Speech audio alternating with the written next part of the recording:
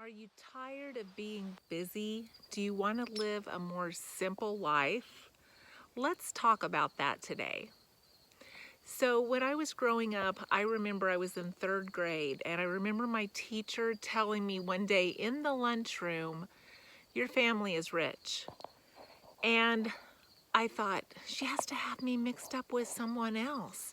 And I told her, "We're not rich." And she said, "Yes, you are. You're rich." And so this stuck with me all of these years because that was the first time that I actually remember thinking about money as a child. I don't know that I ever thought about money. I never worried about money. I never really heard my parents discussing money. So different than it is today.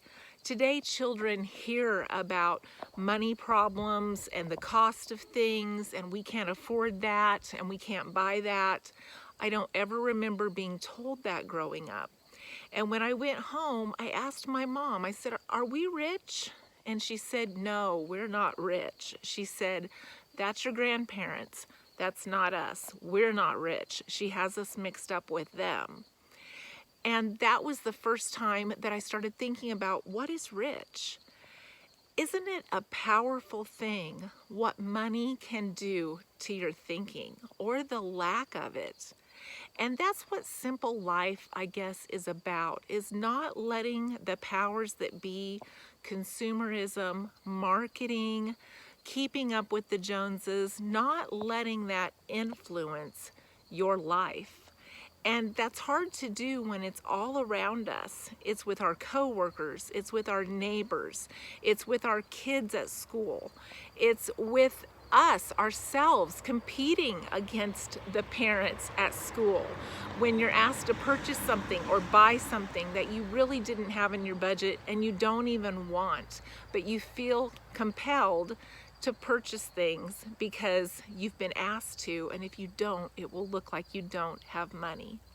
So I thought that was an interesting story that I wanted to share with you because I don't ever remember ever thinking about money before the third grade.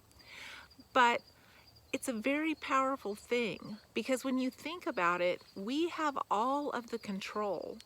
We have all of the control to decide what is enough. What is enough for us to be content? What is enough for us to be happy? And what is enough for us to live? And as we start making those determinations for ourselves and for our family, sometimes we get caught up in that consumerism and that marketing and the normal day-to-day that appears to be what everyone else is living. And if you can look behind me, I do not live like everyone else. I never have. I grew up about 1,000 feet from where I live.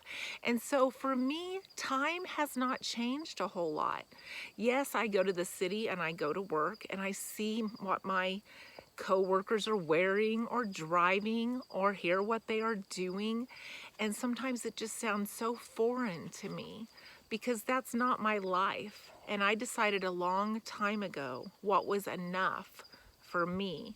And I chose then not to spend my money on all of those things so that I had to keep working and keep striving and keep pushing myself so that I could keep up with what everyone else was doing. The more simple our life, the less hasty, the less stress-filled our decisions are. When our life is simpler, we have a option of stepping back and looking at things with more of a level head because we're not so busy and we're not so stressed and we're able to actually think things through a little bit. And I feel like being out here in nature and separating myself from my work and my job helps so much. When I come home, this is my real life. When I go to work, that's my work. But this is my real life, and it's much more simple. And when I come home, I find a sense of peace here and not the rat race of living in the city and having people next door and having horns and sirens and all of that activity. That overstimulates me. I actually do better with less stimulation right where I am. And I learned that a long time ago. It helps us have better problem-solving skills. For instance, here a while back, our water pipe broke on our hot water heater. And for us in the country, we have to have electricity to pump the water, and we have to have a hot water heater to be able to run our water in the house for hot water. And so we went without water for a couple of days, but we were able to problem solve ourselves through that.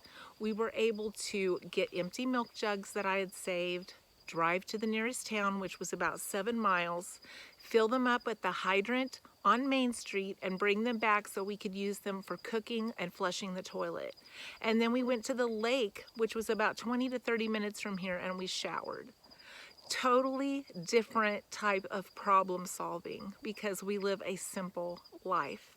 No hotel, no extra expenses, just a simple problem solving situation to get us through the next couple of days. And I look sometimes when we go camping and I watch people who have gone camping and I see them bringing all this stuff. And I tell my husband, oh my goodness, I would not want to load and unload all that stuff. Some people come with trailers and they have campers. The trailers are full. The pickup bed is full. Some people bring their recliners, and I'm going, my gosh, recliners at the lake. What if it rains? But they have recliners sitting out by the lake. They've gotten so used to that being their way of life that they can't leave home without all of that stuff. And it's the same when they go on vacation, and it's the same when we go on vacation. We pack just a few clothes, just enough to rotate a few things. Some of the things we may even wear a couple of times. And then we pack it up and we bring it home, and we each have a small bag. We don't go with everything, including the kitchen sink. Such a difference between simple living and living in the culture that we're all surrounded with right now. And just talking about what people pack, that actually gives me a little anxiety. Did it give you anxiety thinking about all that stuff to load and unload? And then thinking about how easy it is if you just drive the camper back home, unload the dirty clothes, unload the food that you have left over, and you're done. And that's it. And that's what our camping trips look like. They are relaxing because we don't overpack and we don't take everything that we own for the weekend. We can get by without it. It's okay. We don't need all of that with us. So sometimes striving for the next thing, we forget to live in the present. And I know we hear about living in the present, but we forget how to just be. Not do, but just be. We don't always have to be worrying about the next chapter, the next job, the next vacation, the next anything. When we do that old saying where they say, don't wish your life away. And I'm sure you've probably heard that. And there's a lot of people living in this rat race that are just wishing their life away, waiting for that next chapter and that next event in their life because their current life isn't that satisfying.